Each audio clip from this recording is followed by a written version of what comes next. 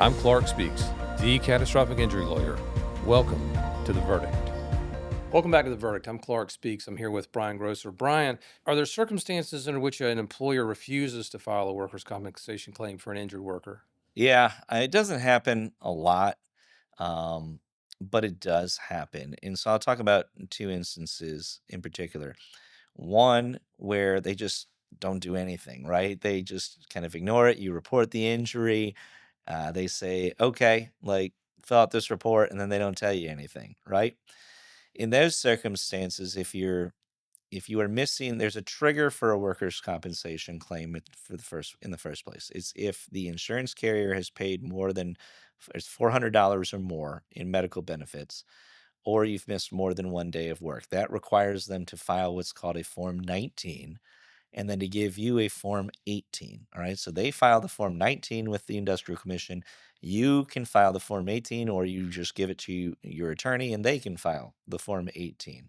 That's what triggers it. But inherently, what I mentioned is the insurance carrier paying $400 worth of medicals. Well, if the insurance carrier doesn't know about your claim, they can't pay $400. And so this is a situation where the employer just doesn't do anything, right? This is where the onus is on you, that if you feel like the employer's doing nothing, that you need to ask HR, hey, who is your workers' comp carrier? I need treatment. Like I need something.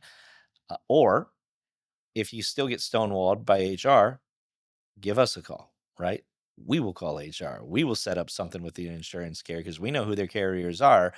We can figure that out and get the ball rolling. But if you're being stonewalled by the employer, go through HR and see if you can contact the insurance carrier directly to get a claim set up. And if they still are ignoring you, reach out to us as the attorney. Second fold, and this is an absolute no-no, but some employers will try to do this. Not many, but some.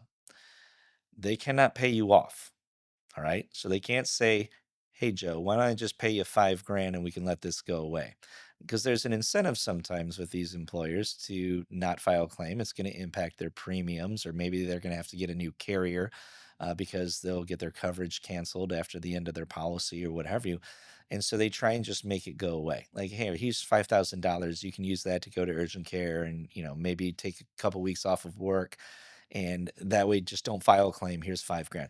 They can't pay you off to not file a claim. All right. So even if they paid you $5,000, you can still go and file a claim, but don't buy into that. If they try and pay you off in order to not file a claim, it is your right to file a claim. That's the reason why they have insurance coverage in the first place, is for these reasons. So if you get hurt at work and you feel like they're ignoring you, or they're trying to buy you off, contact us. If you're not getting anywhere with the employer, again, it's best to have that advocate working with you from the outset.